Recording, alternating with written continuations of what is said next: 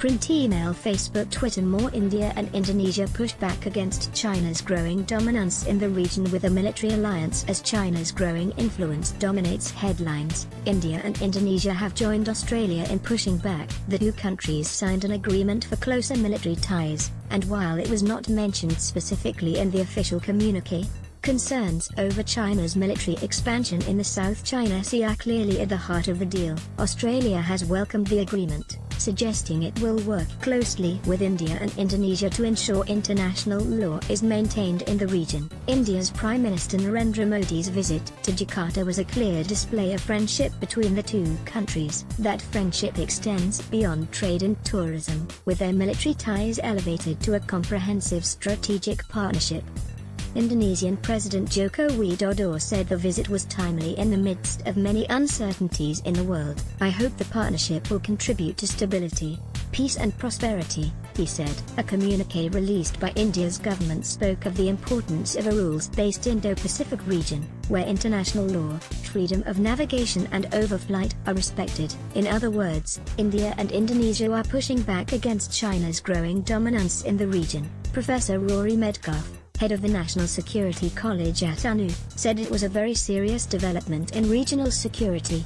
"We're seeing two key middle powers joining forces to offer an alternative to Chinese hegemony, or indeed to an uncertain American leadership," he said. China has been taking an increasingly assertive role in the South China Sea. 2 weeks ago it landed several H-6K long-range bombers on an airstrip in the disputed region, placing all of Southeast Asia within range. This year the US pushed back by dispatching warships to conduct freedom of navigation exercises through disputed sea lanes, and in an indication America plans to continue its pressure, new language has been officially adopted by the US military.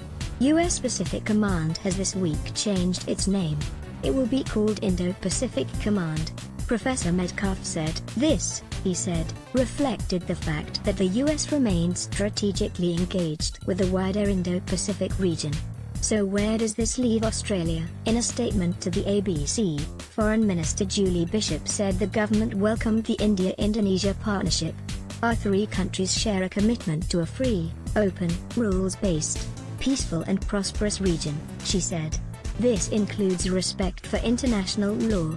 Australia is working closely with India and Indonesia to advance these objectives." Professor Medcalf said it showed that the idea of the Indo-Pacific was not simply some American plot as some pro-China voices have claimed. This development shows that Indonesia and India are beginning creatively to use their geography to position themselves at the core of new regional structures that Australia can link with, that Australia can play into, he said. "That I think in many ways will moderate and balance Chinese power. This game is far from over." Vietnam, China, Malaysia have eyes on the prize rich in resources and traversed by a quarter of global shipping.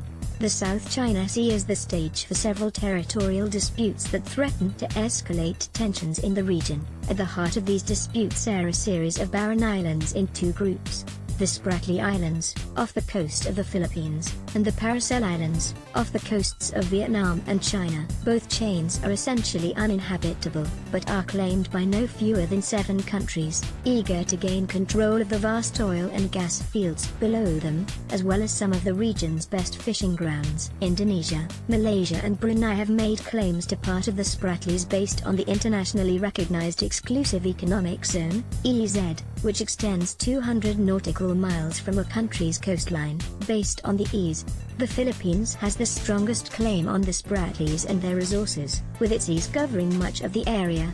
However, the lure of resources, and prospect of exerting greater control over shipping in the region, means that greater powers are contesting the Philippines' claims. China has made extensive sovereignty claims on both the Spratlys and the Paracels to the north, based largely on historic claims outlined in a map from the middle part of the 20th century known as the 9-map.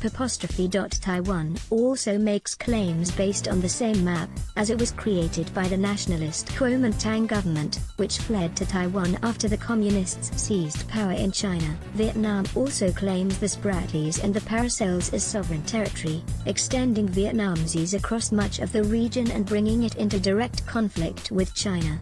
There have been deadly protests in Vietnam over China's decision to build an oil rig off the Paracels. One Chinese worker in Vietnam was killed and a dozen injured in riots targeting Chinese and Taiwanese-owned factories, prompting 3,000 Chinese nationals to flee the country. These can only be imposed based on boundaries of inhabitable land, and this has prompted all the countries making claims on the region to station personnel, and in some cases build military bases out of the water. To bolster their claim, building and protecting these structures has resulted in a series of standoffs between countries in the region, each with the potential to escalate. China has been leading the charge with these installations, and has deployed vessels to the region to protect their interests. Chinese Coast Guard vessels have used a water cannon on Vietnamese vessels, as well as blockading an island where the Philippines has deployed military personnel.